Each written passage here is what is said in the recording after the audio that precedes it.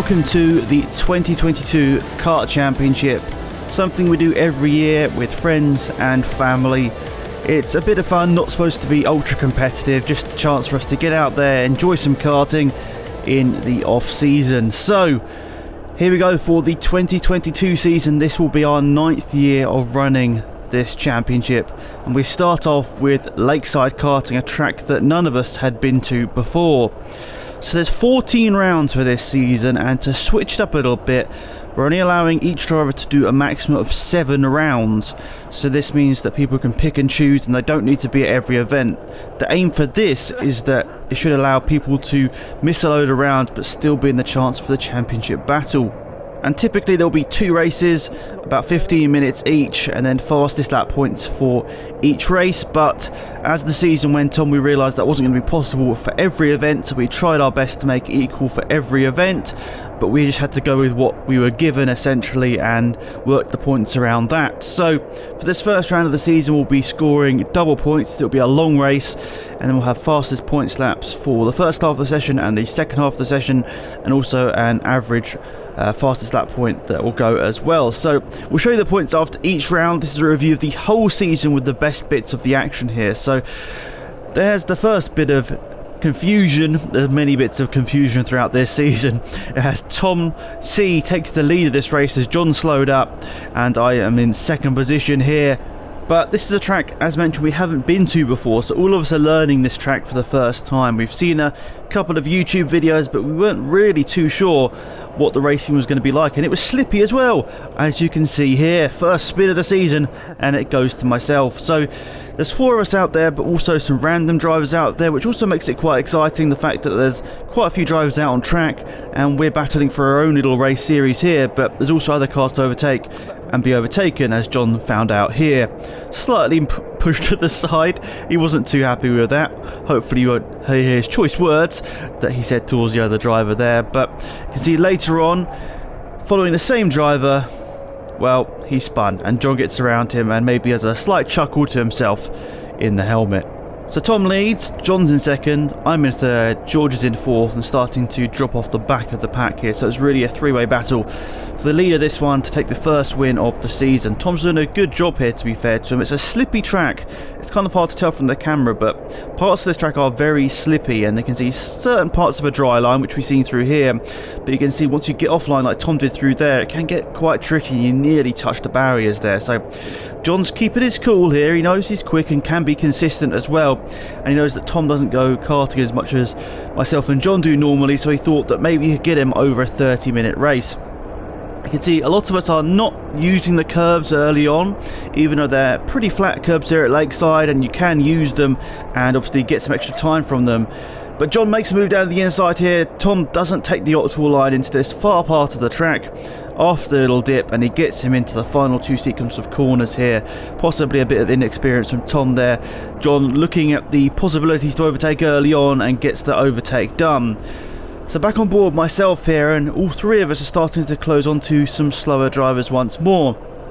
I'm struggling quite a lot here as Tom goes for a spin, and unfortunately the camera you're using doesn't have the best saving capacity, so it skips out certain frames when you're going to new clips. And we can have a quick look at John's on board here to see what happens. So that driver spins, Tom spins into him, and I managed to get past the both of them. So I'm into second, Tom's down to third, and it's really now a 2-way race for this first win of the season. So I'm starting to close down on John. I think I definitely have more speed through those last 2 corners, and I told him that afterwards. That was the only place I was really closing up on him. Possibly a little bit through this section here. I was a little bit later on the brakes on some points, but overall quite close between the 2 of us throughout this whole lap. And John goes a little bit wide here, and you can see slightly taps the barrier on the outside, maybe not actually, as we go side by side through here. So then I wasn't sure what was happening. John really slowed up out of nowhere. I'm not sure that he saw a yellow flag or maybe I missed it, but make sure we get back into the correct positions here. And then a few laps later, we're starting to overtake more back markers, but this time it's one of our own. It's George, so putting a lap on him here. So John makes the move down the inside here, and I follow him through. It's actually slowed up John quite a bit through there, because George is actually quite quick on certain laps, but he isn't very consistent. So you can see there John had to make quite a risky move down the inside, but luckily George saw him, and then, as mentioned, I'm slightly quicker through this last sequence of corners, and I managed to get onto the back of John once more. But with the way the track currently is, the wet conditions, it's actually quite hard to find a place to overtake here, because offline is pretty wet and you can't really use that wet track most of the time. You'd end up sliding wide and possibly into the barriers. So you can use it on certain parts of the track, but maybe they're not the parts of the track where you can actually get an overtake done. Like there, I go to the outside to try and get an overtake done, but the track is still wet. It's the part of the track that people aren't using, so unfortunately I slide a bit wider and lose a little bit of time. But thankfully not too much, so I can stay behind John, take a bit of slipstream for whatever that's worth in rental karting, and keep with him down the back straight here. So into the dip once more, and as mentioned, this is the part of the track where I think I'm a bit more confident I can carry some more speed, and yeah, I definitely close up a couple of kart lengths on him here.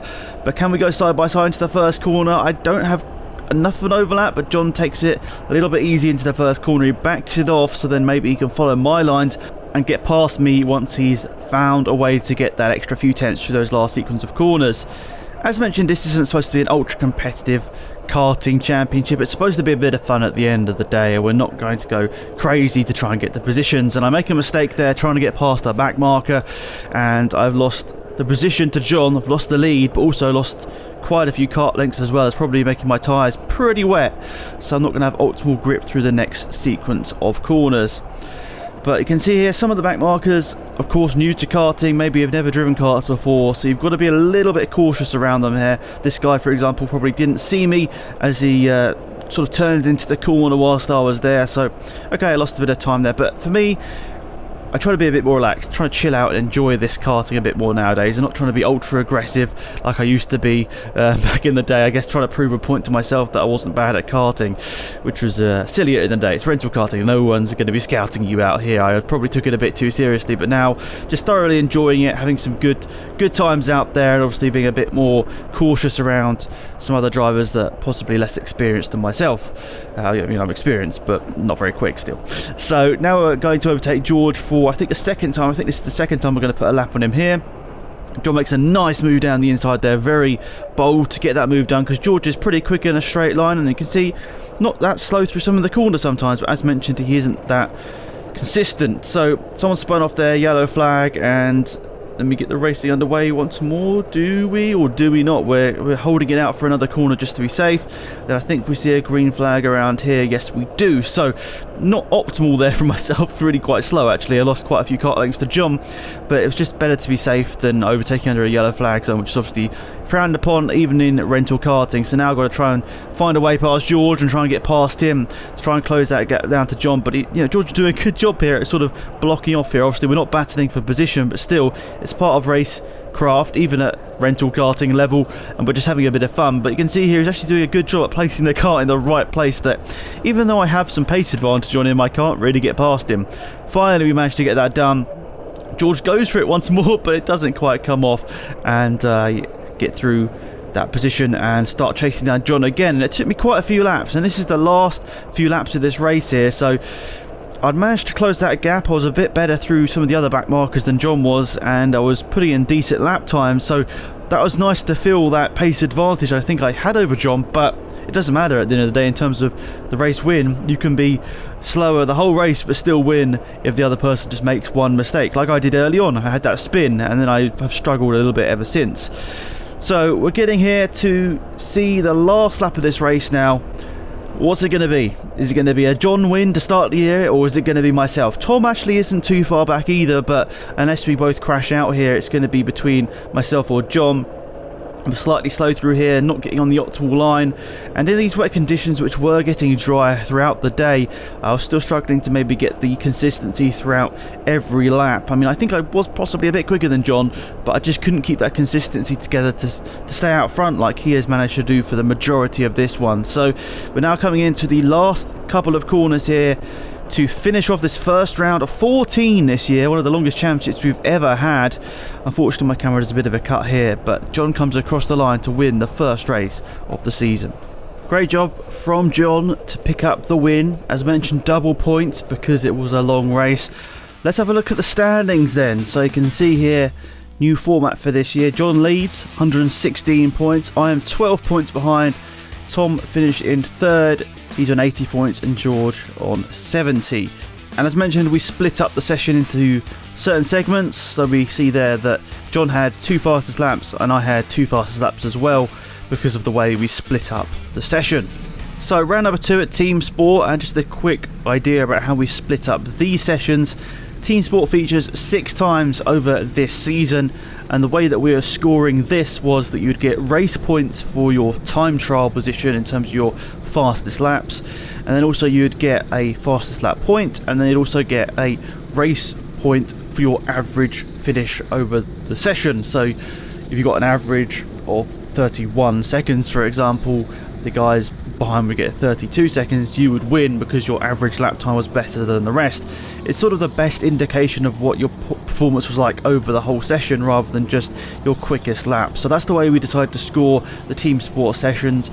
In general, you'll score nearly 100 points per session, but the TeamSport sessions, because the actual session was shorter, you score a little bit less than that if you were to get the maximum score. But over the season, apart from one round later on in the year, your points over one event will be around 100 if you were to win absolutely everything.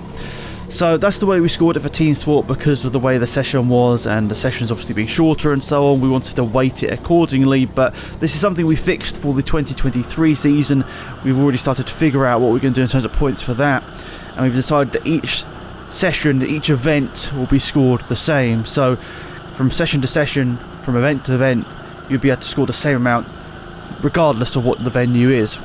And interestingly, for this second round of the season, everyone racing here today didn't take part in the first one. So we've got Chris racing here today, as well as Greg, Tom L, Will, Dave and Ellie. So a good, actually 6 strong grid for the second round of the season, slightly bigger than the first round of the season at Lakeside Karting. And as mentioned, there's no one raced in that first round. It's going to actually shake up the championship a little bit here. And as you saw in the scoring chart at the end of each event, we're going to keep track of who's taken part in so many rounds, so it's a good idea about who is where in terms of the championship, because obviously someone could compete in the first 7 rounds, for example, and that could be their final score for the season, and you'd see everyone else catching up throughout the year once they get up to their 7 rounds. So it's a slightly complicated one, and one we'll probably explain as this video goes on, but I thought it was a good way to allow more people to get involved in the championship and have a chance of the championship without having to attend every single event, which has been the case in the first 8 years of this championship. So here's the standings after round number 2, and as the performances throughout that first event were a little bit more average, we saw that no one really rocketed up to the top of the standings, only Greg getting up there into 4th place with, I guess, consistency in terms of his wins and also his fastest lap. So round 3, and we are back at a favourite for the majority of us, Q Leisure. So conditions, not ideal, and this was actually quite a good one for the championship. There was only 4 people out on track. It was John leading the championship, myself, Dad and also Chris, meaning that the majority of us now will be going on to 2 rounds entered, from the exception of my dad, which is his first event entered of the season, but we're on board with him here. And this turned out to be a pretty special day for him. He had a really good day in conditions that were very tricky. So we've got some nice points of view from this one to show you these crazy conditions. It was my dad actually leading from the off. It was sort of starting positions were reversed from the championship order, so it'd be my dad leading from Chris, then myself, then John. So you can see here I'm trying to overtake around the outside of Chris here as we're going side by side through these tricky conditions. I don't know, do I quite manage to get around the outside? Do I? Okay, we do on the exit actually have enough momentum to overtake him on the outside. So that puts me into 2nd position, but my dad is actually flying off into the distance here at really good pace, and you can actually hardly see him. I know the conditions aren't great, but you can hardly see him how far he went up the road early on here. His lap times were incredibly impressive as we go on board here with John, who now makes the move down the inside of Chris, and he makes up that position into 3rd. So Chris, understandably in these conditions, taking it easy, most of his karting has either been indoors or on a dry track, so this is completely different to what he's used to. But this is an interesting one between myself and John now. This will be for the leader championship, essentially, who finishes ahead, as we're still pretty close in terms of points. So on board with myself, I try and go on the outside of a back marker here, but I mess it up and John takes the inside line and just swoops on past. He does a really good job here, but I get a good exit, I guess, through taking that wider line in these wet conditions, but I can't turn into the corner because John's there. Kind of mess up the whole sequence here, but pretty good stuff there, pretty enjoyable, and we'll see this now as a replay. So I ran a bit wide through there in the first place, and then I go to the outside of this back marker here, and I just don't have the grip in these conditions. John takes the more, I guess, dry line approach and to the inside, but doesn't get the exit, and you'll see on the outside of the screen on the left hand side, I brake late, but just don't brake in the right point to turn in. So essentially I'm braking too late. That's what you can say from that. So out front, my dad's just doing a fantastic job, putting in so many quick laps. It's actually awesome to see, to be perfectly honest. It's great to see so much speed for him in these early stages of this race, and really quite impressive because, as mentioned, he hasn't done too much karting over the first part of this year, and he's come in here at Q Leisure. He started at the front, yes, but the lead he took early on and the lap times were really impressive. He thought it was a bit of a fluke, but no. He was doing incredibly well in these early stages and putting in lap times that were seriously impressive in these conditions. And he just kept continuing with the lap times. This is a split two ways in this one, so we're two 15-minute races. So it was interesting to see how quick he was early on, and I was thinking to myself, how on earth, even if it does close up for the second race, the start of the second one, how on earth am I going to be able to keep up with him? He's just going so much quicker than the three of us can go in this one. So back on board with myself here, and as we saw a few laps ago, John managed to get past me with that overtaking manoeuvre. Now I'm trying to get the overtake done on him. Actually slight contact with him there.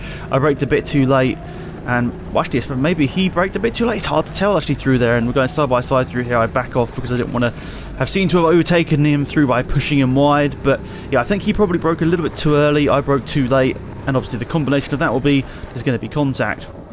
As you saw from a few laps ago, there was a driver stuck on the inside there, and he's still there. I think someone finally managed to get over there to him. It's quite far away from the pits, so someone managed to get over there and get him out the wall. And what's happening here? John's going slowly. Not sure what's going on here as he waved me past, so I think he was a bit confused, and now the pace is picking up again. So I think it was a kart problem. I don't think John was slowing up because he had cramp or something similar. I think he just had a kart problem, but there we go. I've managed to get back into second position. Quite lucky, to be perfectly honest, to get into second position because John's waved me through here while having a kart issue, and we're trying to overtake a back marker once more. My dad's way off in the distance here. We're not going to have any chance of catching him in the rest of this race unless he has a sizable slide or something similar, ends up in the tyre wheel or whatever. So we're really now at this point committed to trying to just keep second position and maybe try and wrestle back the lead of our championship. It's only the third round, as mentioned, so there's still a long way to go in this championship, but regardless, obviously I want to try and stay in the lead, even if it's going to be a lot closer this season. That seems to be the case in these early stages. It looks like it's going to be a really close championship this whole year, but I want to try and get ahead and stay ahead if I can. So pretty decent race here, and we're going to come to the end of this first race here. Not long to go. We're going to go back on board with John here. This is a few laps later. He's managed to catch up to the back of me here after getting past some of the traffic. I go really wide, quite a big slide there.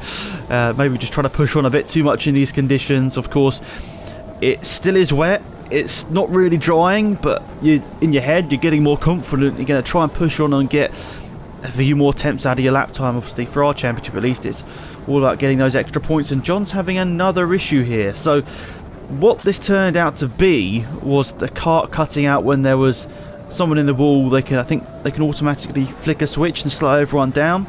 But the problem was, on some of the karts, it wasn't working. My kart, for example, it wasn't working, so I could just drive at normal speed. I was the person who was maintaining my speed, but for some drivers, it would electronically slow them down, and this was what was happening to John here. So a bit of a shame, but regardless, it was a win for Dad in that first one, and let's go on to race number 2. And all closed back up for that second one, and we'd mostly be in the same order, but Chris started in second place in this one instead of fourth, where he finished that first race. So John's Not starting this second race with the best luck. He stuck up behind a back marker, but also his kart's cutting out as well.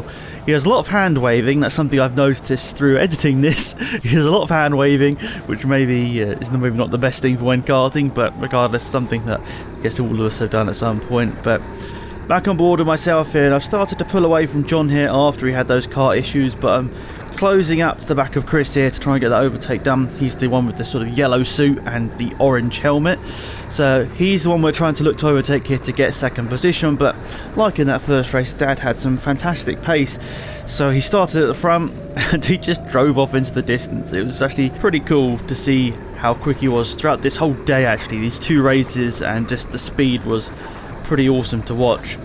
But we're still battling over second place here, and you can see I'm pointing here at Chris like, come on John, catch up with me, and I'm going for a slide here to try and get past Chris here, but we can't manage to get that overtake done. We're actually also stuck up behind a slower driver as well. I go a tad wide here and actually tap the barriers, and John gets a good run on me there, so into third place he goes after his kart issues at the start of this section. He has now got himself back into third place. So good job from him, but we're still chasing down Chris.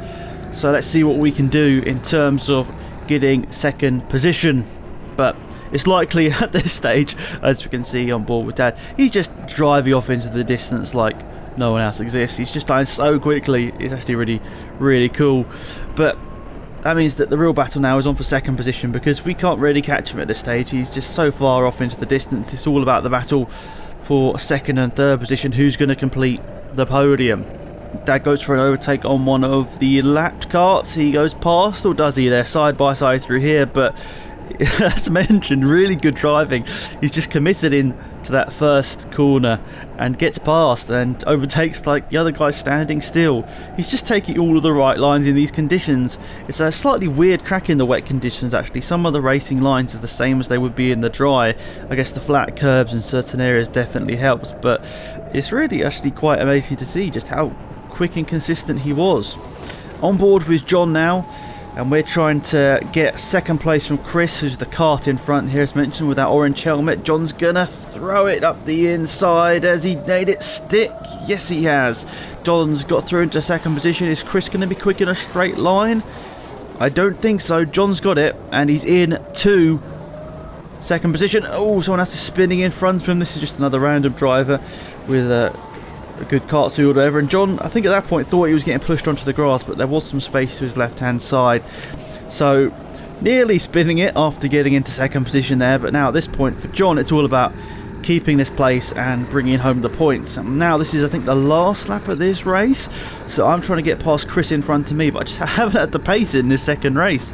I mean, ever since I've been sort of thrown back into having to battle, I just haven't been able to put the lap times together. So see John just in front, Chris directly in front, and he's going side by side with the back marker as well, so he doesn't quite manage to get that one stick, but they're still side by side. I'm like, oh, there's a gap here, can I go? No, I'm sort of across the grass, and that sort of slowed me up here. So one last attempt trying to go around the outside really, and I messed it up, so I haven't got the momentum, and unfortunately for myself, I'm not going to be able to get it. This is the penultimate couple of corners. Oh, I nearly caused carnage, but thankfully I don't, for everyone's sake there.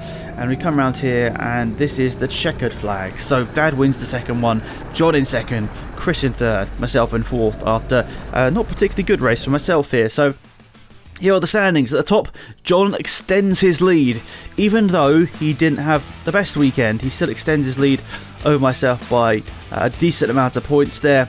Then Chris has bounced up into third position. Then Dad into fourth after a fantastic round. Number 3 here at Q Leisure. Now back to TeamSport for round number 4. So as we mentioned, we're going to keep it pretty short for this one. We're just going to have a lap or so on board with Will here, who really started to turn up the heat in terms of his performances this year. He didn't have the quickest of round ones. He was second in the time trial of fastest laps, and his average was only the third fastest over the session, but this second one he really started to go quick, as we mentioned here. Time trial and fast lap he was fastest, and also his average was the second fastest, so he would score the most points today here at TeamSport. But also another pretty decent event from Greg. He was third fastest in the time trial and fastest laps, but also got the quickest average over the whole session. So Good stuff from him, and that would actually see him start to really climb up the leaderboard, Greg, after some pretty decent performances in the early stage of this season. So let's have a look at these standings after round number 4. John still leads the way on 196 points, followed by myself on 183. Then Chris jumps up into 3rd position after competing one more round than the two of us at the top there. Greg's also quite high up in the standings. Will's also scored 142 points early on in the season. Back to TeamSport for round number 6. I'll have a look at those standings once more a little bit later. Quick on board here with Greg just to show you his perspective of these sessions as well. He was struggling a bit more with the traffic, it seems. He wasn't able to quite get past him in the way that Will was. Will was obviously very decisive. He's won sort of bigger kart championships as well, so he's definitely got more experience in karting, Will, and getting in those important overtakes when it matters, even though it's a completely different situation indoor karting. You can see that Will's maybe got that upper hand there. So Greg's definitely getting stuck up in traffic more, not able to get around these quicker drivers and actually getting hit a little bit there and losing some lap time. So that's a bit of a shame for him there, but regardless, he still set some decent lap times here and got a decent result in this one, which was good for him. And looking at the championship standings, we see Chris at the top now, having taken part in 4 of the 7 rounds he's allowed to. He's on 231 points ahead of Greg. Will is now up into 3rd position. John is dropped down to 4th. I'm in 5th.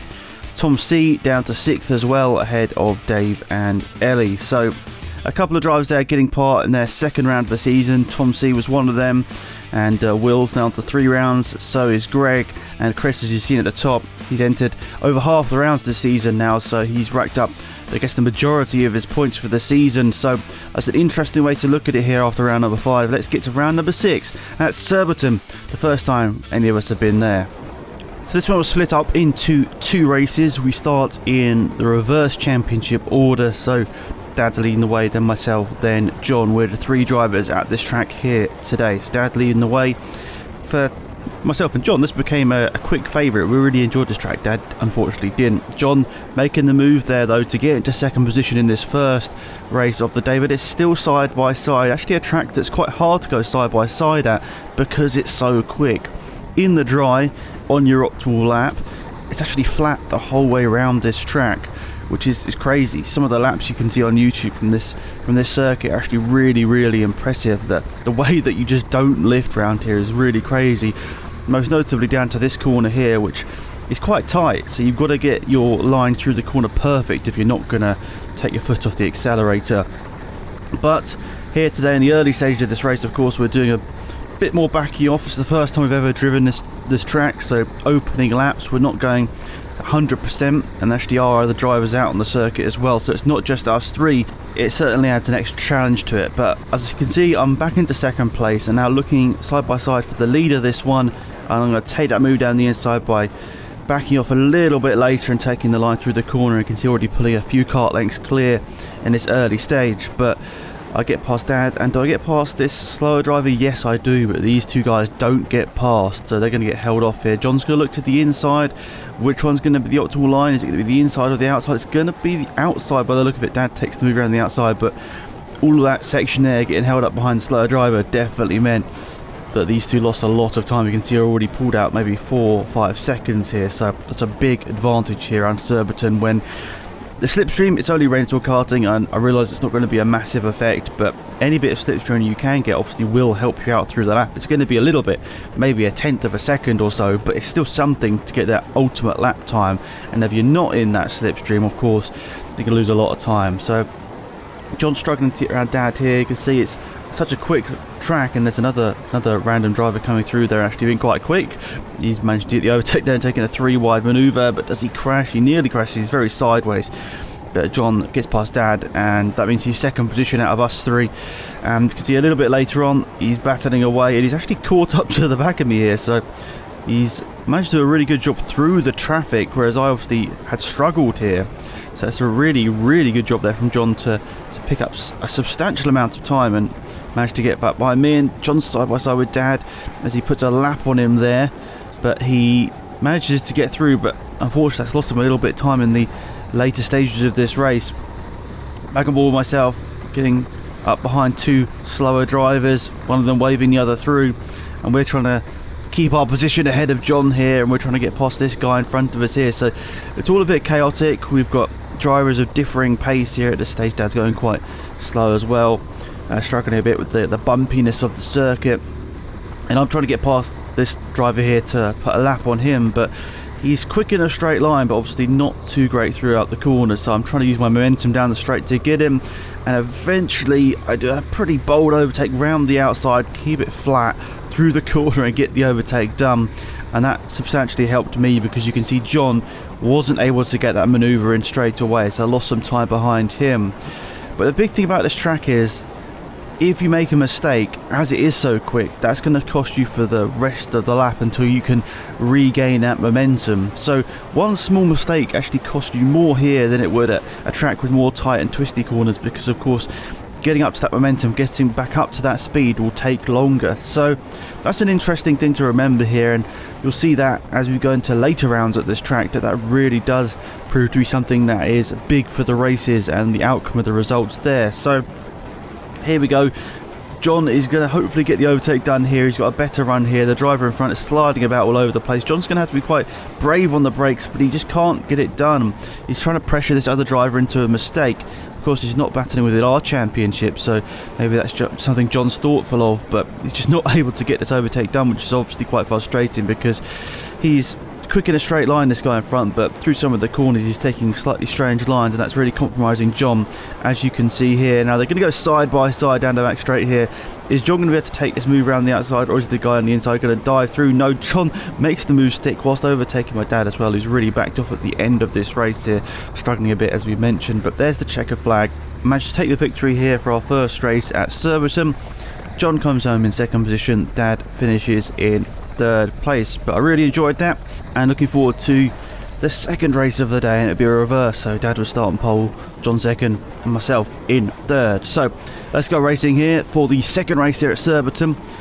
Dad starting out in front, but he struggled in that first race, so how long is he going to keep the lead for? Not that long, unfortunately. He basically wanted to just get to the checker flag with this one, was struggling quite a bit, and you can see as we go on board with him here, he was just taking it at a very slow speed.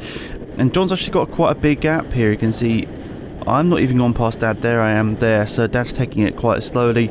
I managed to get through into second position, but the gap to John is quite big at this stage here. You can see I'm closing him down. This is a few laps later on, but still that loss early on maybe could have compromised me here, so really having to go flat out here, trying to get every last tenth of a second out of my lap times to catch up to the back of John. Obviously it's big for the points, but also for the race win as well, because the race win is a substantial amount of the points. The time trial points or whatever might look more in the standings.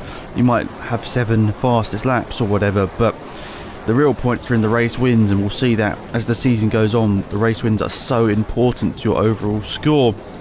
So you might only have 3 or 4 race wins, but if you're consistent throughout the races rather than just quick over one lap, that can really help you out in this championship this season. So we're on board with John here. He's got to deal with some slower traffic here.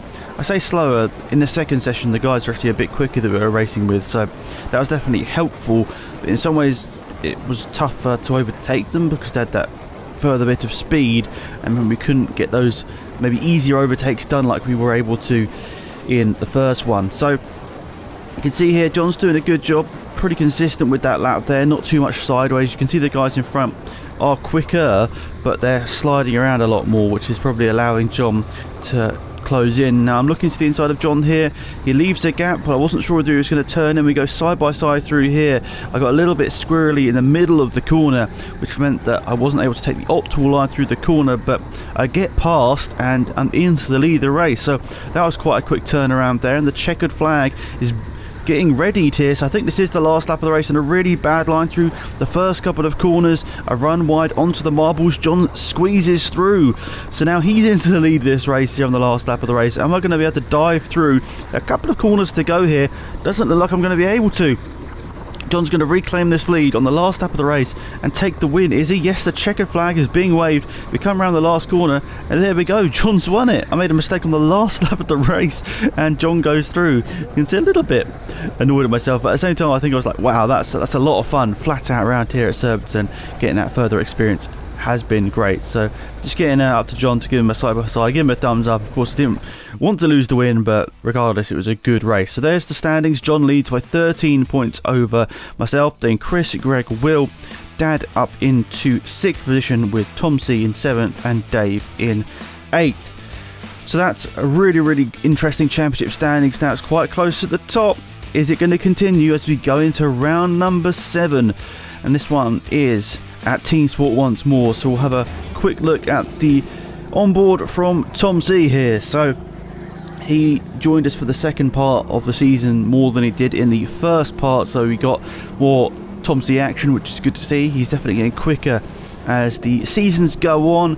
When he gets more races in a season, he generally is better. I mean, if he comes in for one odd event here and there, sometimes there's a little bit off the pace, but the more karting he does in a smaller period of time really gets him into it. And he is really quick, actually, to be fair to him.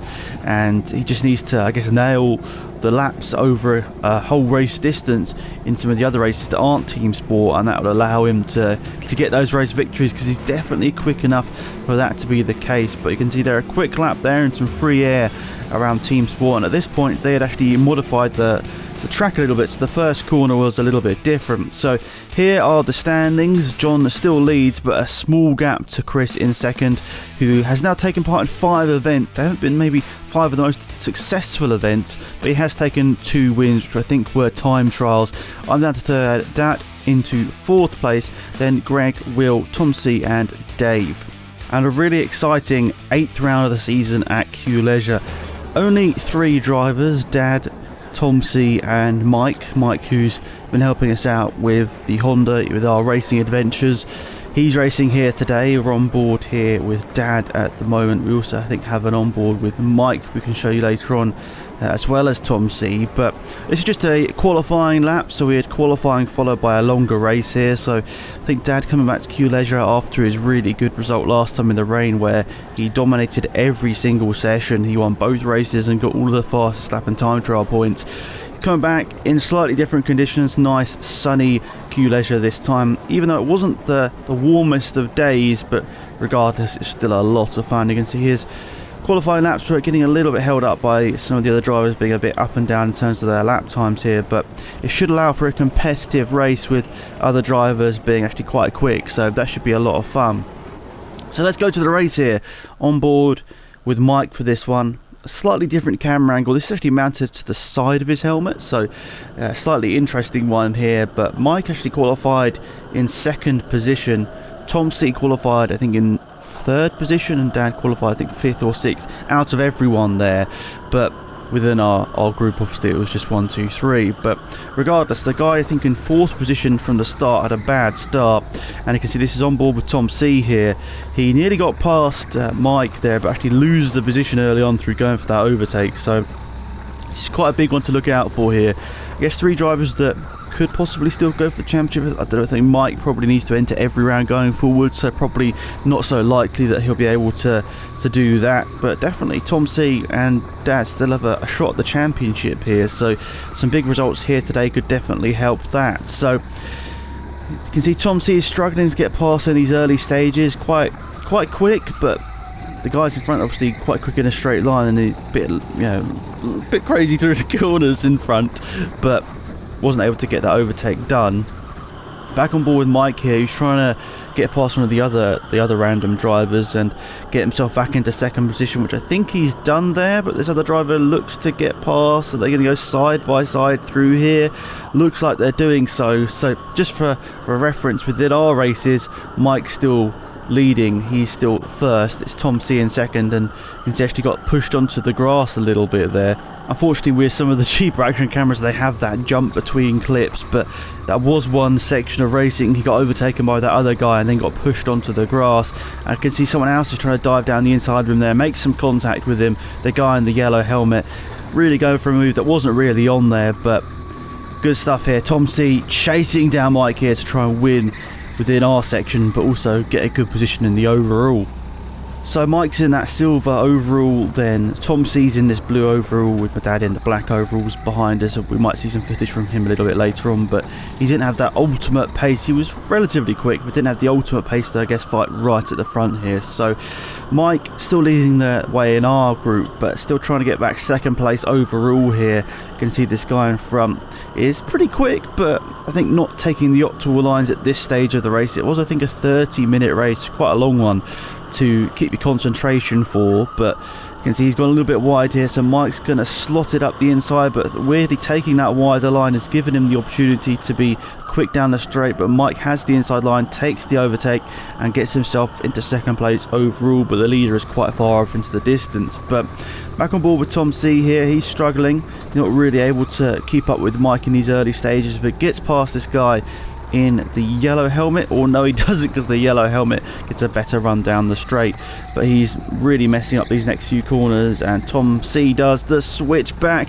but once again, just that guy must be quite light, because whatever he seems to do, he managed to get a good exit out of the corner. So surely now he's going to try and go for a dive. He's taking the optimal line, using all the track, but is he not able to get past? Oh, there's a driver going slowly and it makes it 3 wide. Tom C, opportunistic there, dives it up the inside, gets the position and up into, I think, 4th place overall. This is on board with Dad, so he's a little bit further back here. He's not slow, don't get me wrong here, he's not slow at all, but he's definitely lost a little bit of ground here. So that's interesting to see. Not quite got the same pure speed that he did in the wet conditions earlier on in the season, but he's trying his best to chase down this group in front here, but maybe he's not going to be able to quite get that done. But back on board with Tom C, he's actually managed to catch up to this group in front here a little bit. So Mike, you can see, is now 2 karts in front, so we got the guy that originally jumped up a load of positions in 3rd place just in front, and Tom C currently in 4th, who we're on board with, but Mike just in front here as we do some lapping of other karts here. And who's this? I don't know whether that, I don't think that was Dad. I don't think he got lapped here, but regardless, I'm on board with Mike here. He's doing a good job in this race. He's keeping the momentum. Actually, that might have been a lap on Dad actually here. Oh, there's contact here. We're in the last few laps of this one, and Mike has now lost 2nd place on the road. He's getting squeezed a little bit by this other guy, but manages to keep it around the outside. They're going to go side by side through this last sequence. And was there contact there? I don't know whether there's a little bit of a wave to say sorry or what there, but Mike's lost the position down to 3rd place overall, but still within our championship, he's still leading. So the two still battling side by side. Really close racing here, quite fair between the two of them as well. And they go side by side under the bridge. Mike's going to have the inside because it's the right hand corner coming up next. He's got that overtake in, and he's back into 2nd place overall, still 1st within our section, which I guess is maybe the main thing for our championship. But at the end of the day, it's supposed to be a bit of fun, as we mentioned throughout, and Mike keeps that position for now. So he got overtaken, but didn't let that get to him, and he kept the pace up and managed to take back the lead here. So but now I think we're heading in to the last lap of the race, possibly two to do. I think this might be 2 laps to go now. So on board with Tom C, and we're going to stay on board with Tom C here for the rest of this one. So let's see how this all goes down here. It's going to be an interesting finale, I think, to this race. You can see Tom C putting the pressure on this guy in front. Not a battle for the overall position. Sorry, it is a battle for the overall position, but not within our championship. So this overtake doesn't mean much in terms of getting the overall points, but yeah, I think he might want to get the race win here. You can see he's not that far behind Mike, so he might want to try and take up that first win of the season. I guess first proper win of the season for Tom C would be quite good. So he's at the moment doing a good job. He's keeping up with these guys. Mike's maybe starting to get away with it a little bit. Last lap of the race board, which we saw there. I think Mike is holding on now to a solid 2nd position overall, and he's going to win, I think, our section of the race as well. So he's done a really good job here. The guy that he's been battling with for the majority of this race isn't able to come back at him here in the last lap of the race by the look of it, and Tom C just isn't able to get past as well. So he's going to get a slipstream up here. He's quite quick actually, to be fair, Tom C, out of that corner, but maybe the top end speed isn't there if this other guy's lighter. But the other guy's very close here, and he's going to go for a dive down the inside of Mike. That was completely not on there. Very robust there. there was not a gap there at all. So we're going to the last couple of corners of this race. The other guy leaves a gap, and all this slight contact between Tom C and Mike's going to come to the line. And you won't believe it, the closest racing our kart championship history. Yes, it was for second position on the road, but it was actually Mike who took the victory there by a few thousandths of a second over Tom C. Regardless though, that good result put Tom C up into third place in the standings. Dad now leads the way, but having done a round extra than John and myself. But a crazy end to the race there. So close. As I said, the closest in history. Only a few thousandths of a second between us. A really quite special way to end the day, even though there was a bit of contact. Now on to round number 9 at Tracks. Now this is a circuit that we've never been to before, and we looked at it online on Google. We thought we'll give it a go. But it certainly looked, I guess, different to the other tracks we've been to. There didn't seem to be any sort of timing. There wasn't much in terms of onboards. It didn't look like it was used much as a rental kart place. And that turned out to be the fact. And most of the people that were coming here were renting out the circuit to just sort of test their motocross bikes or their own go-karts. So we were sort of very much in the minority of having their karts rented out. It was still fun though. It was just myself and John, so that was a bit of a shame to only have 2 of us out there, but it was supposed to be a big event. We had, I think, 6 spaces booked, but unfortunately people had to pull out late on, so it was just myself and John in the end. But regardless, it was still a lot of fun, and we ended up doing 4 races here just to make the most of our time here at a track that isn't particularly close, so it's probably going to be hard to get back to there once more. But interesting that the karts they did have available to us were a little bit different in terms of performance. My one here was pretty slow, as you can see here, in a straight line, so I was losing a lot of time to John. And then I thought Christmas had come early. John had a no, he didn't have a mistake. Sorry, his cart's blowing up, or something's happened. The chains come off, or whatever. He's just freely revving. Nothing is happening. So I took the lead, and I thought, oh nice, I'm gonna win this race. We've got this great opportunity now to win because John has broken his car and he's just sitting there revving it like a bit of a boy racer. But he's come to a stop there, and unfortunately for him, that's the end of his first race essentially. I did win ahead of John. John got back out there, but unfortunately for him, he was obviously laps down after that. So let's get on to race number 2. This one was a bit more exciting. And you can see I'm really close to John here as we're reversing the results from the first one. So John would go out front ahead of myself. So this second race, as I said, was a lot better than the first one. Lots of close racing here. Side by side, action back and forth. Exactly what we want from kart racing. And it sort of proved you only need 2 people to have a good motor race. So into turn 1, John has taken a slightly wider line, but it's kind of worked out from here. He's quite quick through this section, but then I noticed he wasn't particularly quick through this section here, and that's after the section here, and I'm up behind him, and he takes a very wide line through there for some reason. Taking the title line, I think, was definitely quicker, we realised as the day went on. This corner you couldn't really overtake on the inside because it was so easy to wash out wide, hit the barrier on the outside, so we generally weren't going for overtakes in that tight section here. But I think as the day went on, we got a bit braver and we started to push it and try and go for overtakes there. But it wasn't really an optimal or original overtaking opportunity. So we're back behind him. We've sort of followed this whole race behind him at this point. We skipped ahead a couple of laps here. He's gone a bit wide here though, so he's given me the inside line. I'm cutting this corner really fine. I don't know why he's taking such a wide line through that corner, but he's let me through essentially there by giving me a really good line, and I go through and trying to start pulling out a gap on him here, but I make a mistake here and go a bit wide in the following corners. Nearly give up the position straight away, and John, I think, gets some momentum and down the straight dives it through into turn 1. Does he get the overtake?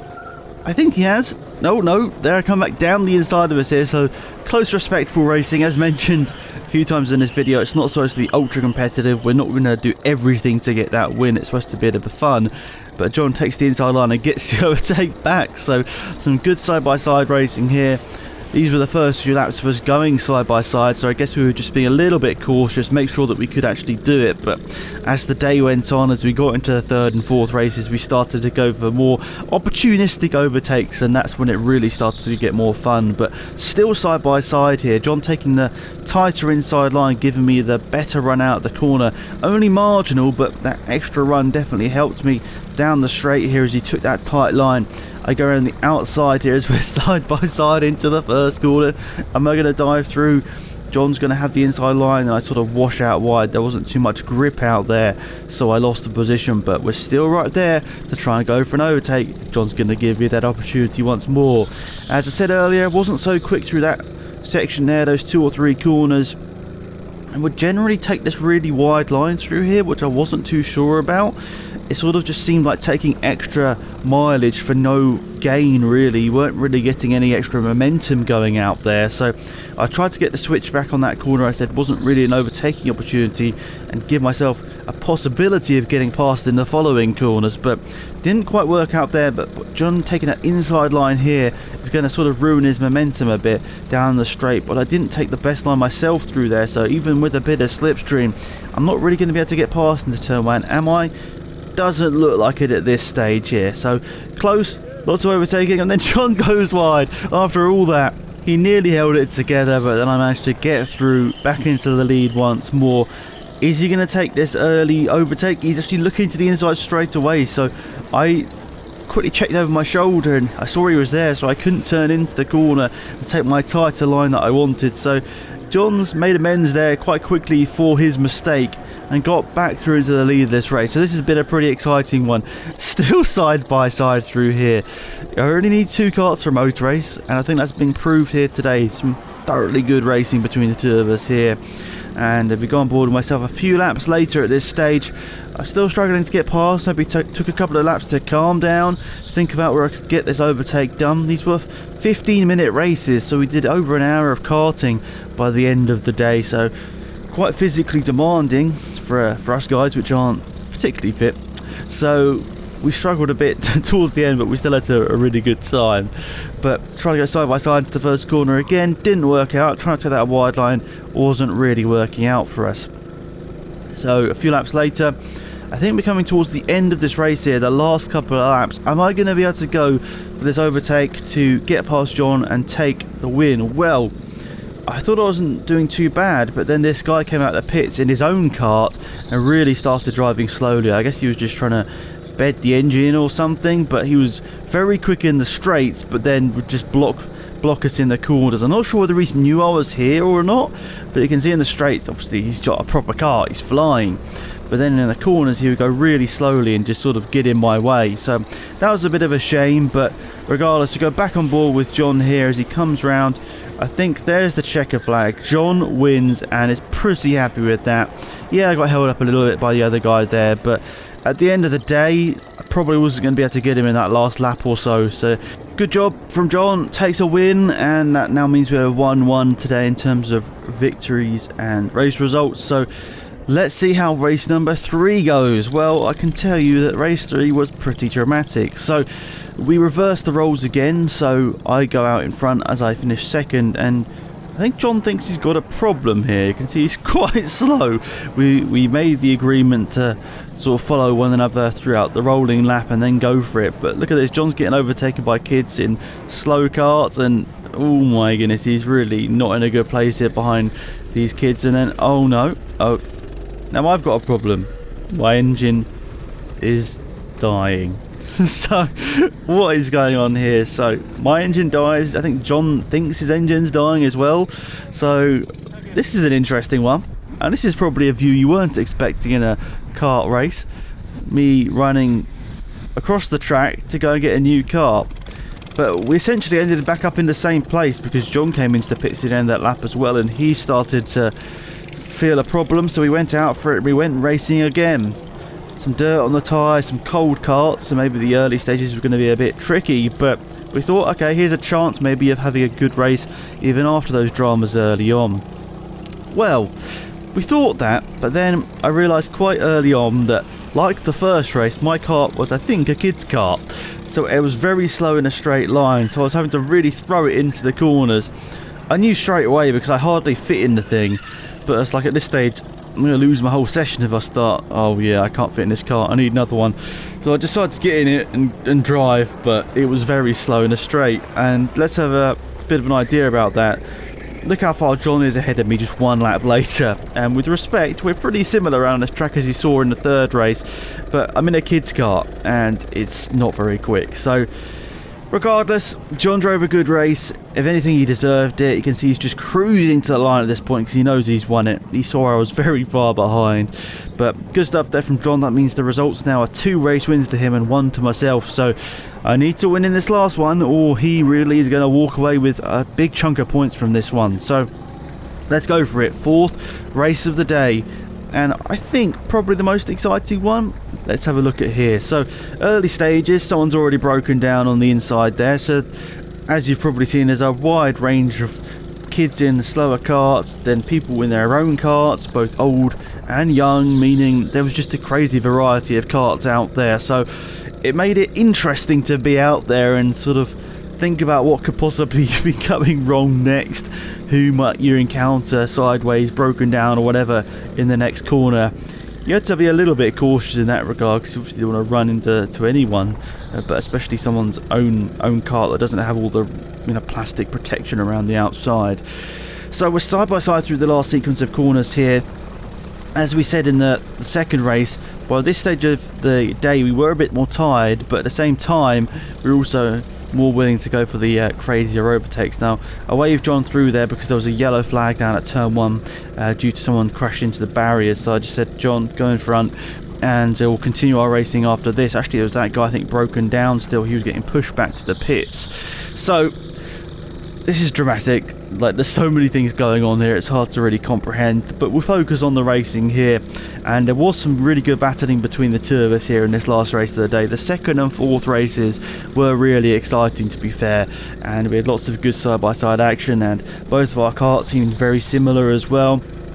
We didn't have the issues where one was really slow, which obviously plagued me a little bit in the first race and third race, but I guess luckily for me in that first race John broke down, so I managed to finish even with a really slow car. But still side by side, and down into turn 1 I'm going to really throw it into this first corner here, not braking too much, but I go a bit wide and John takes that move back. But I get him back as we go to the left hand side in the next sequence of corners, and that puts me back into the lead here. But really good, really fun and fair battling between the two of us here. Don't think any contact's been made at all so far in this day, even though we've been side by side for what seems like a lot of it. So John retakes the lead there as he gets a better run out the previous corner, and that sees him on course for 3 wins out of 4. So that'll be a very, very good day for him here. Saw a kart that was stopped at the side of the track that sort of slowed us down for a few laps. So a few laps later, I'm putting the charger on once more. I want to get this win. I'd like to make it 2-2 for the day. Obviously, it's nice to have that sort of moral victory in some ways, even though it's a draw, but you know that you came back and still managed to get a 2-2 after a pretty tough one. But regardless, I kind of realised that John was on form here today. He was really suiting the track, and once he was in front, he was making a couple of little mistakes here and there, but to be fair, to overtake was quite hard around here because offline wasn't very grippy, so I'd had to go for some audacious moves around the outside here, and there was a kart stopped at the side of the track there, but no yellow flags or anything to warn us about that, so we just kept on racing, and we're side by side down the main straight, and I think this is when I really throw it into the first corner to try and stay in front. Yeah, it kind of worked. Not much braking through there, but we kept our lead for now. Back on board John, you can see actually he's lost a little bit of time here, not maybe quite as comfortable in second position as he was out front. Now I made a mistake here, run a bit wide, and so John comes up the inside, so I couldn't take my optimal line through there, so John retakes the lead of this race here.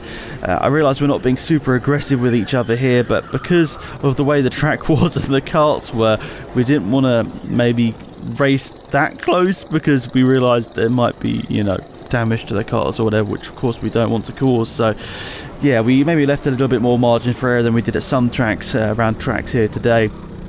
So final few laps here, and I'm really trying to put the pressure on John to get this overtake done, to get the win in this race here, the last one of the day, and I get the overtake done, but the wide line just doesn't have the grip. It's very strange, I guess, because not so many people use it, just don't have that speed out there to carry the momentum around the outside, even if it seemed like it could be a line that could actually work. But regardless, now this I think is the last lap of the race we're going on to here, as the checker flag is waved in that place there.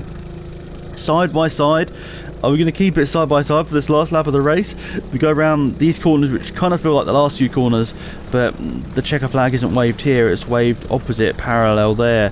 So we're side by side down this part here, and John is going to keep it, is he? No, I managed to throw it into what I say is the first corner, but obviously it isn't. And actually it wasn't the last lap of the race. I am wrong here, as a few laps later John is sticking with me here, and you can see I'm really throwing it into the corners. I've messed up that one completely.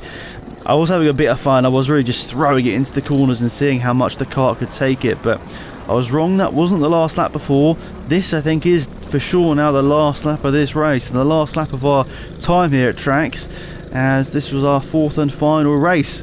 So putting the pressure on here, I knew I was quick through this section here, so if I could get the undercut and the lap of him here, I might be able to carry the momentum and stick it, but no, I don't get a good enough run out of here. He's going to be in front. John is going to take the victory here, as it's flat out from this point onwards. John wins 3, I only win 1 here today at Tracks. A thoroughly enjoyable day, even though it was at a slightly strange track, one we've never been to before, and it was, you know, up and down in terms of kart reliability, but John now takes the lead of the championship back. I'm in second position ahead of my dad, Tom C, Chris, Greg, Will and Dave in 8th position. It's definitely looking like a 4-way battle now for the championship between John, myself, my dad and Tom C, who are on board with here.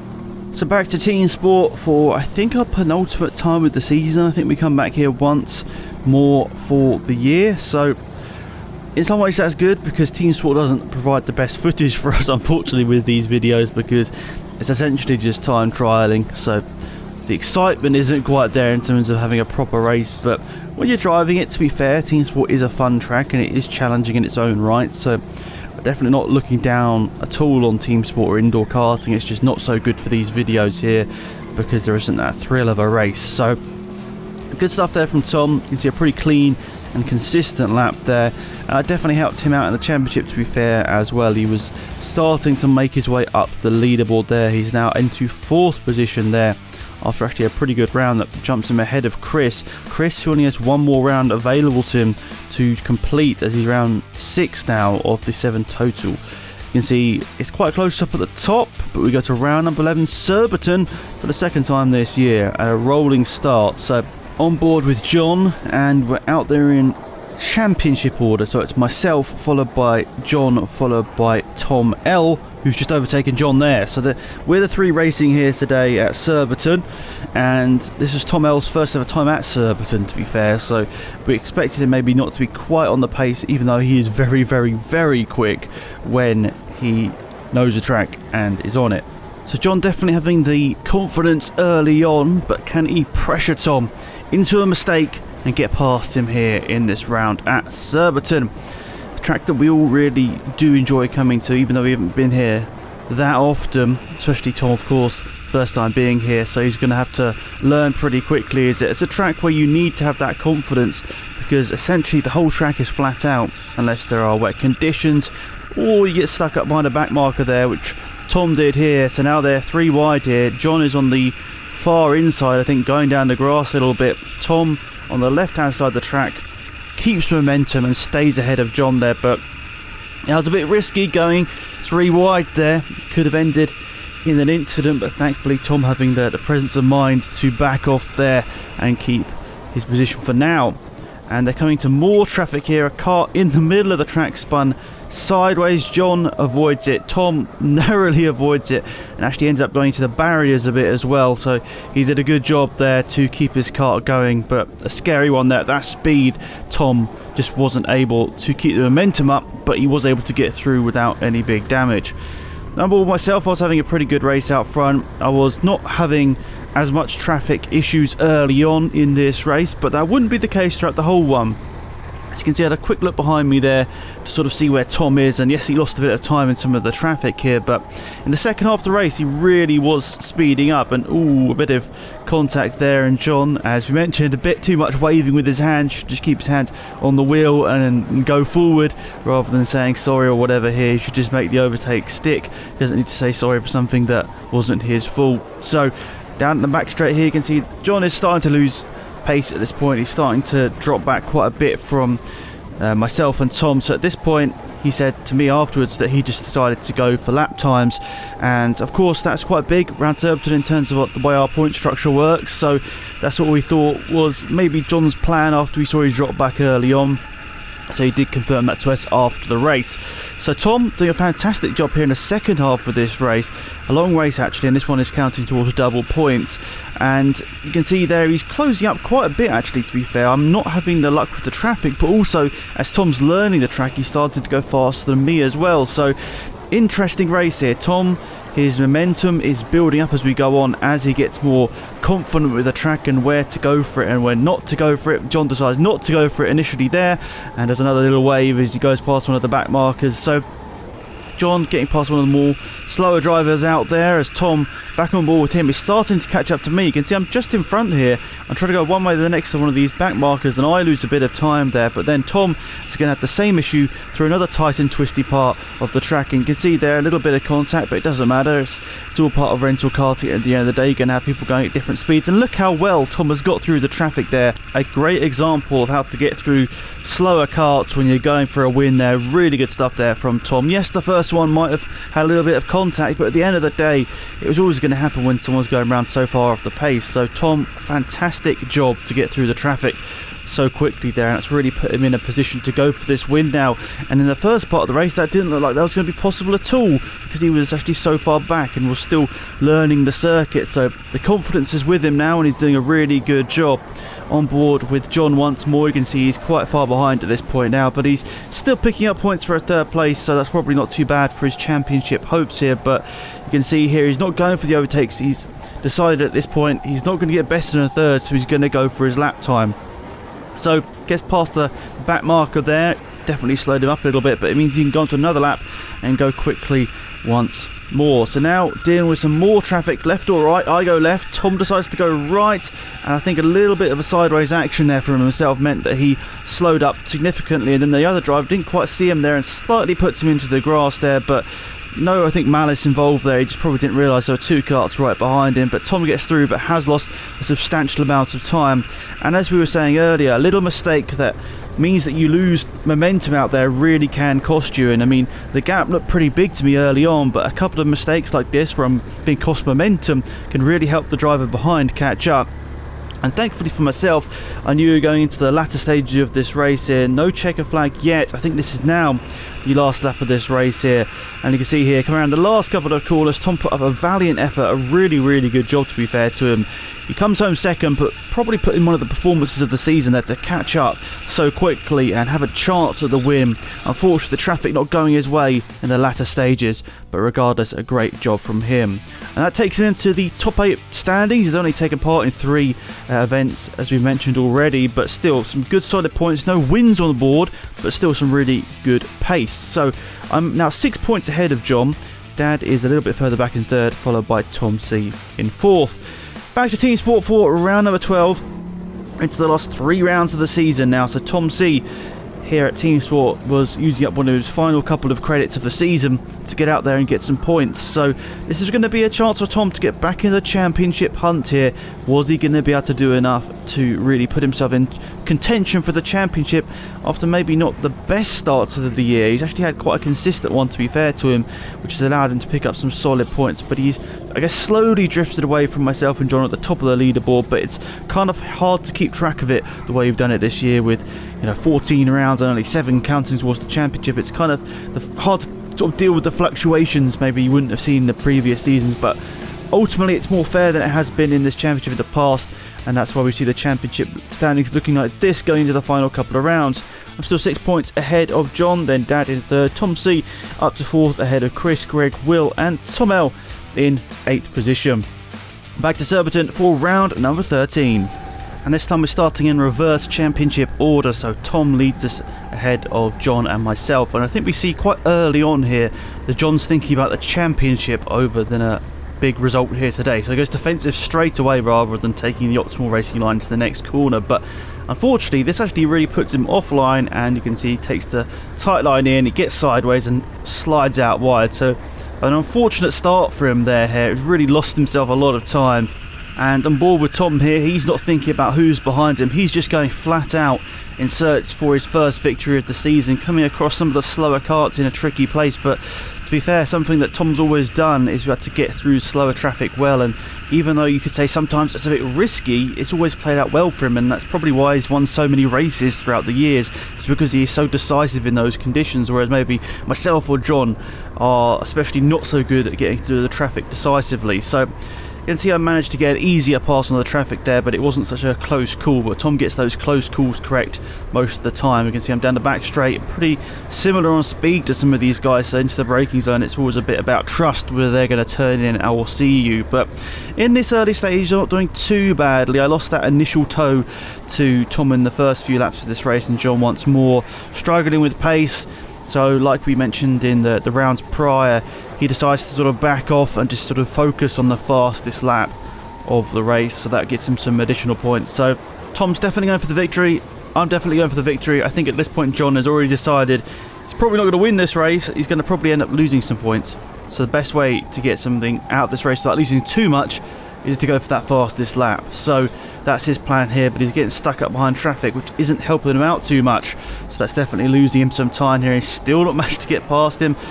It's been a tricky one here for John. Not the best few rounds at Surbiton here. We'll be looking to try and put that right in the second race here today. Still can't get past this slower driver. Side by side into the braking zone, and eventually John managed to get on the brakes late and get through.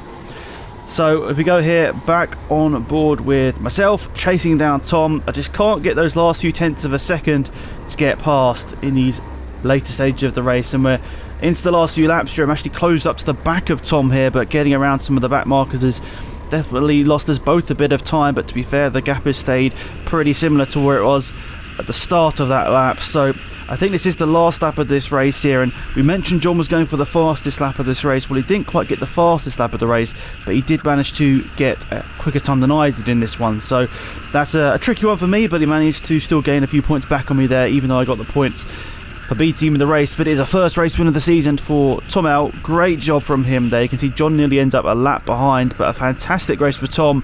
He picks up his deserved first race win of the season. And on to race number 2. John would start this one on pole position. I would start in third place with Tom sandwiched in the middle there. So John gets a good start here, already pulls away a bit from Tom. The fastest lap times, to be fair, we said John was focusing on that rather than going for the race victory. They were very, very close, and as mentioned, John managed to beat me in the fastest lap competition there. So he knows he's quick, but can he be quick out front? Well, that's going to be his aim here today. If he can try and pick up a win ahead of Tom L, it will allow him to close back up and he maybe even overtake me in the championship standing. So John, a race win here is crucial going into the last round of season, which is at Lid very shortly. So that should be exciting. We're looking forward to Lid. The season finale is going to go down to the finale between myself and John at least, and we'll see the standings after this one to see who is really within a possibility of winning that championship. So on board with myself here, I'm not quite able to keep up in these early stages. I've lost a little bit of touch here with Tom. Can't quite say I'm right behind him here, but maybe a slightly better turn 1 and turn 2 there has helped me get into that slipstream properly. And Tom's really putting the pressure on John here. John's just racing his line. It's a quick track, and to be fair, unless the driver in front makes a big mistake, making an overtake is hard because it is so quick. Essentially it's flat out all the way around. So you can see any little mistake, a little bit sideways there from John in that first corner there, has cost him a little bit of time down this back straight. In the slipstream 2, Tom's going to look to the inside. Is he going to dive through? He doesn't quite go for it, but John's a bit sideways mid-corner. I think sort of caught out Tom a little bit unawares there. He didn't quite manage to get the momentum through the corner because John slowed up a little bit through there, through getting a bit sideways. So across the line once more. It kind of looks like Tom's going to go for an overtake here. He's very, very close to John. I'm back on board with myself here. We're going to see what this looks like. Tom's going to the inside. I'm trying to go to the inside of Tom. That's never going to work out for me, so I try and take the optimal racing line. John, way too nice there. Gives Tom loads of space, and just Tom goes through and I go through to John's sort of master plan there of winning this race. Has sort of fallen to pieces here. He's gone from first to last in one corner. That's a bit of a shame for him there. So back on board with John here.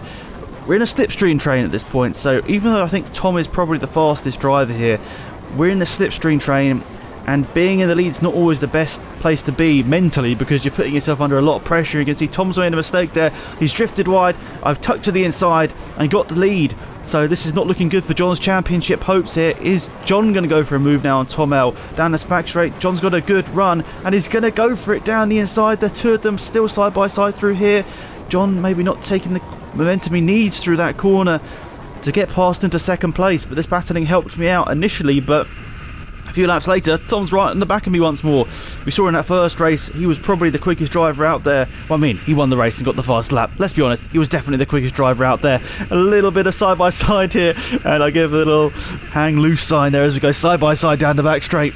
Tom goes down the inside to pick up the lead once more. A good overtake, to be fair. I mean, Robin's racing at the end of the day, and he did a good job in the first part of the lap to get the momentum, and then just made the opportunity for himself. A great overtake. We're just seeing him take the lead back. But look how close it is between the top three of us here. We mentioned before you only need 2 karts for a motor race. Well, I'd argue that this is probably the best race of the season so far. Look how close it is. I'm even going to the grass there because I'm getting a bit distracted from Tom lying in front. And I didn't expect John to be flying down the inside, and he takes second position here. Huge for the championship. Exactly what John needs. And maybe in his mind at this point he's thinking, don't particularly care that we've lost a lot of time here to Tom, because I'm ahead of Alex and I'm possibly taking the lead of the championship away from this round. It's going to be so close going into this last round of the season. On board with myself here. We're in the latter stages of this race now. A few laps to go, and Tom's had a bit of a mistake out front, and John's looking to the inside. Has he got the overlap? I think he has done. He's definitely got the momentum. He's gone down the inside and he's made it stick. Has he? Yes, he has. Fantastic overtake there from John. He's in the lead once more. Tom's in second. I'm in third. And John, I'm not sure what he does here. He just doesn't take the corner. I think he thought Tom was on the inside, didn't turn into the corner, but something that John needs to improve on is just that little bit more assertiveness in his driving to just turn in. There might be a driver close, but it doesn't mean you can't turn into the corner. So maybe that's taken John a little bit unawares there, and he's lost the lead this race through that tiny little bit of complacency. So now we're going in, I think, to the penultimate lap of the race. It's getting very close here. I can't really overtake John. It's very hard to make an overtake on him because he's very consistent in general, so he's not going to really be making sort of silly mistakes in terms of going forwards. Maybe in defence, maybe he's got a bit to learn, but regardless, pushing him down this back straight, I'm urging him on to try and go for the overtake on Tom. Side by side, he's got it back. He's taking the lead back, John, here, with a few corners to go of this lap. I think there's at least one more to go after this, though. Tom once more looking to the inside, and it's happened again. John, what are you doing? What are you doing, son? Why have you let Tom come back through there? Tricky situation for me. I really wanted to get John ahead of Tom so I could get the position too, but it's not worked out for me here. I'm back on board with John. Look how far behind Tom we are at this point. It's not going to be likely to get a race victory from here. We've lost the slipstream. Unless Tom makes a mistake, there's no chance for victory here for John, unfortunately, here. But through these last couple of corners, Tom's got quite sideways. He's lost a lot of momentum. I thought he thinks he's at the end of the race, but no, we've got one more to go down the back straight. I'm pushing John. I'm urging him on. Go for this, John. Go for the victory. He's looking to the inside once more. Can he make it stick? Side by side with a few corners to go. Tom has managed to sneak back through. John settling into second position. Wow, what a crazy race. A few corners to go. Unfortunately for us, that's the checker flag. That's the end of the race. But what a fantastic event. So many overtakes. Nearly a last lap move for the race win. Absolutely fantastic. And here's the standings with one round to go. One race to go. 5 points is all that's in it between myself and John. I take the lead into this last round of the season. I've got more fastest laps. John's got more race wins. And you can see, even though that Dad does have 5 wins and 8 fastest laps, unfortunately those coming in races which don't score as many points.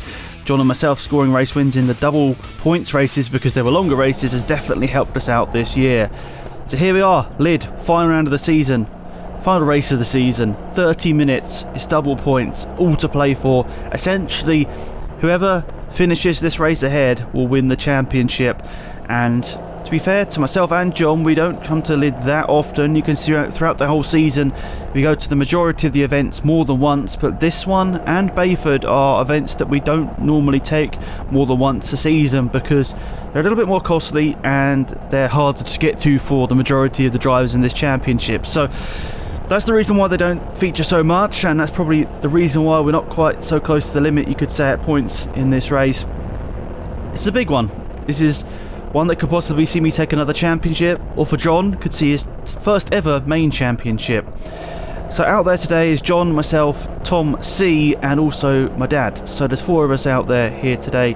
Not the biggest numbers throughout the whole season, but in general probably the best year we've ever had. So many fantastic races. As we go side by side here for the race victory and the race lead right now, I managed to take the lead from John initially. Is he going to be able to fight back? Well, he knows this is probably the biggest moment he's ever going to have in karting if he can pull this off. He's driven fantastic this year. As mentioned, he's had 5 race victories, some of those coming in the double points races, which is why by the numbers at least it doesn't look like he's had a dominant season, but he's had a really, really good year. Dad taking quite a lot of his race wins in the events which only score sort of single points because of the length of them, but John and myself winning some of the double point races, the races which were 30 minutes long. And to be fair, Dad probably had one of the best single round performances of the season. He won both races, fastest laps and everything. That round early on in the season at Surbiton, he did a fantastic job in the rain. He just dominated it, and it's got to go down in history as one of the best single rounds someone has had in our little championship. It's only supposed to be a bit of fun, but we try and keep up to date with all the stats, and that was certainly one to be remembered. So we're now going to focus on this lead battle. We've got cameras with myself and John as we go side by side here for the championship, and it's a big moment for John, as we've said already. He can pick up his first championship, his first main championship. He's been the Winter Series champion twice, but this would be a huge moment for him. And I mean, as I've said already, it's only supposed to be a bit of fun. It's only like a friends and family championship, but at the end of the day, it still would mean a lot. He's driven a great year and would thoroughly deserve it, but he doesn't need moments like that in this last race of the season. You can see getting completely bottled up there behind one of the slower drivers that are out there with us. There was about 8 of us out there in total, as mentioned, 4 of us within our group, so they're the people we're going to focus on in this one. But we've got the cameras on myself and John, and I can't quite get past one of the other guys out there which taking some different lines, some interesting lines, but you know, people that might not have done karting before, so it's not the end of the world there. You just got to deal with that as best as possible. And who's that coming alongside me there? Is that John? I think that might be John going for the overtake there and trying to get the overtake in. We couldn't quite see who it was. I think it was John, and yeah, he's flown down the inside there and taken the lead back. So I've been stuck up behind this driver for a number of laps here, and John manages to get the overtake in right away, overtaking 2 of us at once. So let's have a quick look at this. Let's have a look at a replay of what happened there from John's visor cam. It's a really interesting camera here. So you can see he doesn't go for any move here. He takes sort of a decent line through this corner. I mean, to be fair, he kind of had a half look, but then he tries to go around the outside of me here. That's probably not going to work out. But then he has the inside line here, but gets a little bit sideways into that corner. So that means he tucks into the slipstream and we down the back section here, and John flies to the inside here. The other driver brakes really early as well. That leaves me nowhere to go. I'm sort of boxed in. So John just gets the overtake done on both of us. Fair play to him. A good overtake, and it sees him back in the lead of the race, and that would see him win the championship if he keeps this position on here. But I want him to keep up my record of championships. Obviously it'd be nice to pick up another one, try and get one over on John would be good here in the last round of the season. I'm going to the last round of the season with the points lead, but the way that we're scoring here with the double points, because it's a long race, it's really winner takes all, so that's why it's so important. As you can see, John is defending for all he's worth and gets a bit sideways in the process. I think he's going to keep this one because he's on the inside line, but I'm just going to throw it into this corner here, try and take the outside line. It's going to be better run on the exit, but not the optimal line really there. You'd sort of rather take a V into that corner rather than taking the U, which I did all the way around the outside. But to be fair, it's worked. That momentum helped you on the inside, or the outside I should say, because John just didn't have the speed taking such a tight line through the corner. So back on board with John. You can see not much of a gap to myself there. It's still quite close. We've still got half this race to go at least. it's all not over, and we've seen how quickly things can change because of the momentum getting stuck up behind other drivers. I'm trying to go to the left hand side of this driver. That time it works out for me. I get on the outside of both of them. John looking to follow me, but it didn't quite work out for him, and he manages to get past the other two drivers on the straight. So we both get the same thing happen. We both overtake the two slower drivers, but I think it's lost John a bit of time there. Well, it had done, and you can see he's done a good job to close up to the back of me here, but we come across a driver going very slowly. I was looking to go to the outside because I thought he was going to tuck into the apex, but he sort of stuck to the middle of the road. I went to go to the outside. Didn't work out for me there, but still got a while to go in this race, so I'm not letting my chance of a championship go quite that easily. Back on board myself, trying to put all the pressure I can on John here. He's defending that inside line, which is going to cost him through that first corner because it's not the ideal line. You can see he misses the second apex because of it. Now, looking to the left-hand side, yes, because John's going to defend that inside line quite well. As mentioned, like the first corner, it's not the optimal line. He misses the second apex again, but to be fair, by the time we get to the third part of the corner, he's got enough momentum to keep it. But I'm going to try this wide line around the outside. Didn't quite take that as well as I did last time. Slightly hitting that curb on the outside of me, but John's done a good job there, but he's got very sideways in the middle of the corner there, and I couldn't really take the opportunity that arose there. I was going to dive down the inside of me there, but I wasn't quite sure what was going to happen to John there because his movement was a little bit unpredictable. It looked like he was going to possibly slide right back into the middle of the track. So John again defending that inside line as we head into turn one. It's going to be hard to overtake if he keeps doing that because, to be fair, even though the second part of the apex is clear, to get the momentum through the corner is not going to be that easy. And you can see a few laps later, I actually lost a lot of time, and I think I got stuck up behind a few back markers, and you can see a little bit like what's happening here. It just loses you so much time, just one corner in the wrong place, and you can lose the number of seconds. But I'll clear the second back marker there, and John getting a bit sideways, a bit squirrely all over the place, seeing me regain that gap. A bit like Surbiton, the momentum is everything. So if you have a big slide or you get stuck up behind someone, killing that momentum can really cost you a lap time and a chance at victory. I get the move done, hit the apex, and just try and stick it to the inside. It was quite windy here at Lid. It normally is quite windy, to be fair, right on the coast of this circuit, so you get quite a lot of wind disturbing you as you go down the back straight, especially as it is quite a long straight, and through this section here, I guess you could say the wind is pretty rough to get through on a windy day because it's blowing all over the place through the S section there before this back straight. You can see John stretched out his hands. It's a track, for whatever reason, you end up getting quite a lot of cramp in, especially I suppose it's a 30-minute race, so it's going to be that way. So you can see why he's doing that, and you can see John, whoa, what a move to the inside, very decisive. He saw I was going to go to the left-hand side of the slower driver. In reflection, not sure exactly why I would have gone to the left-hand side there, but John's through into the lead again, and I feel like I'm doing well. My general lines are quite good, but maybe because of the way we're going for this championship, it's all on the line in some way. I'm not being so decisive with these overtakes when we're getting to back markers. This time though, on John, I managed to make a decent overtake. I guess it's because maybe you don't trust some of the other guys you don't race with for a long time, but you know, John, I race with him all the time. I can sort of trust he's going to do a certain thing when you go to overtake him. So there we go, nice overtake to get the lead of the race once more, and we've got a yellow flag out there, and unfortunately, we haven't really mentioned it, Dad was actually having a pretty good race, but unfortunately here his chain came off, and that saw him just, well, plummet to last place. He was on the lead lap, he was doing a fantastic job, quite quick lap times as well, but that chain unfortunately meant he lost, I think, multiple laps in that, so that's a big shame. So on board with John, I'm in front, and actually in front is Tom C. We're coming to lap him here. In the latter stage of the race, he was actually really quick, so it's quite tricky. I think he got caught up in quite a lot of battles with other drivers, but generally he was very quick once he was by himself, and you know, following him here at the latter stages, we were, to be honest, not really catching him too much, and through traffic he was doing a good job as well. So I'm leading ahead of John, and we've got Tom C just in front that we're going to lap here. So which way am I going to go? One way, then the next. Tom goes to the left, I go to the right. Who's John going to follow? John's just following my tracks at this point.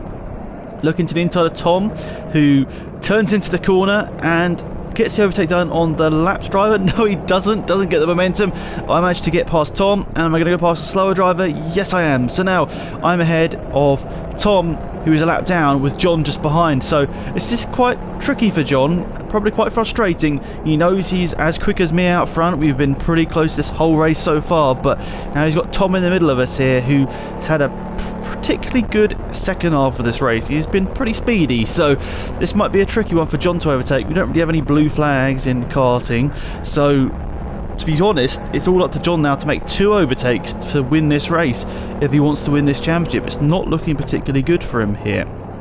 So, through the first couple of corners, and what's happening? I'm going slowly in the lead of this race. I don't think it was a mistake. I think the kart cut out or something. I lost a lot of time there, about 7 or 8 seconds lost there, the kart cutting out or something or other. I have no idea, but we're on the charge once more. The kart's come back to life. That's an unfortunate way to lose the lead, but I'm not going to give up my chance of a championship here. I'm going to fight back on John straight away here, and I don't know whether he's a bit rattled from that whole situation or what.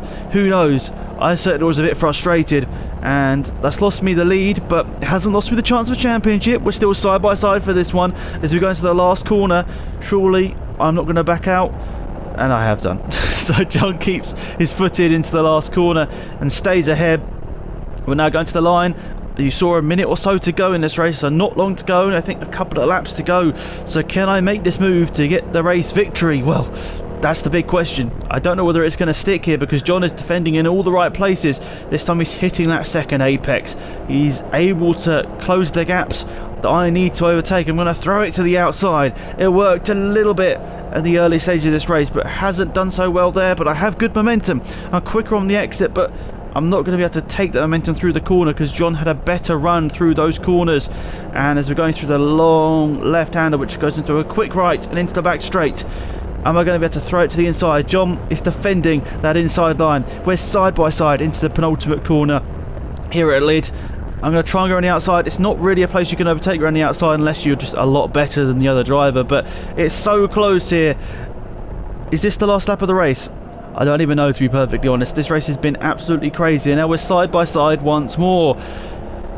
No, John is just far enough ahead that I can't really get that switchback. He's going so defensive here, but he's made a mistake. He's left a gap. I'm going to go side by side. No, he's got a good enough run that he can keep it on the inside into the long right-hander. I'm going to try and throw it in, try and take the wide line through the corner. I'm going to have a better momentum out of the corner, but it's not going to be quite enough, taking the optimal line. But regardless, John is sitting in there in the middle of the road after taking the close line, the tight line through the corner. He's going to be able to keep this one. So now back on board with John here as we go up to the last corner, the penultimate corner I should say, into the last corner. Is he going to be able to see the checker flag this time? No checkered flag, but a black and white warning flag, as it is possibly now the last lap of this race here. I'm getting a bit overexcited here. I thought that last time was the last lap of the race, but no, it isn't. And there's an incident. There's yellow flags out there. Through all of this, we haven't even mentioned Tom C's done a great job. He's just sort of driven off into the distance. All of the battling between myself and John has seen Tom gain a lot of time. So John's a bit confused here. There were yellow flags. He hasn't gone back to full throttle yet. Obviously, I'm not going to overtake until he accelerates, and doesn't still accelerate. He's still going half speed through here. I guess he's a bit nervous about what exactly to do. But now I think he's picking up the throttle. He's giving me a little bit of a sign that he's going to go for it once more. Neither of us probably know this is the last lap of this race, but it most certainly is. Down the back straight. Am I going to be able to throw it in for the last time? John doesn't hit the apex, but he hits the second one, and he sees the checker flag to win the championship after winning the race. A crazy race, actually. A really enjoyable one. 30 minutes of action and a little bit of a fist bump at the end there.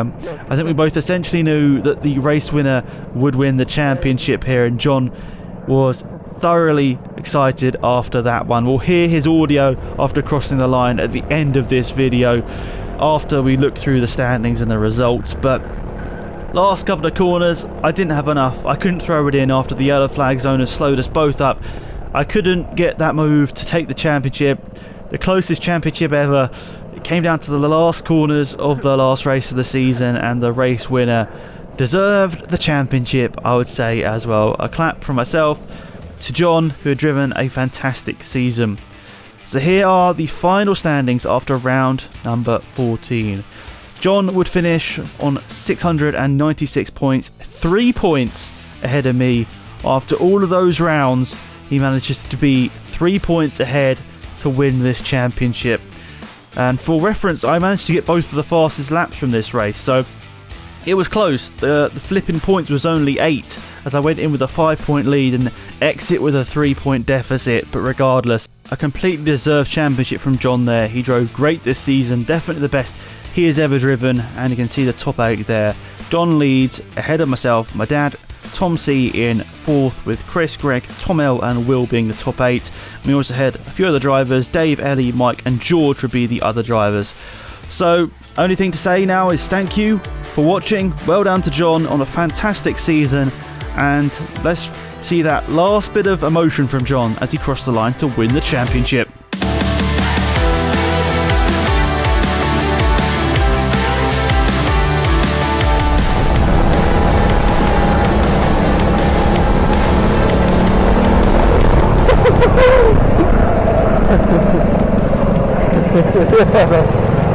Oh, well done.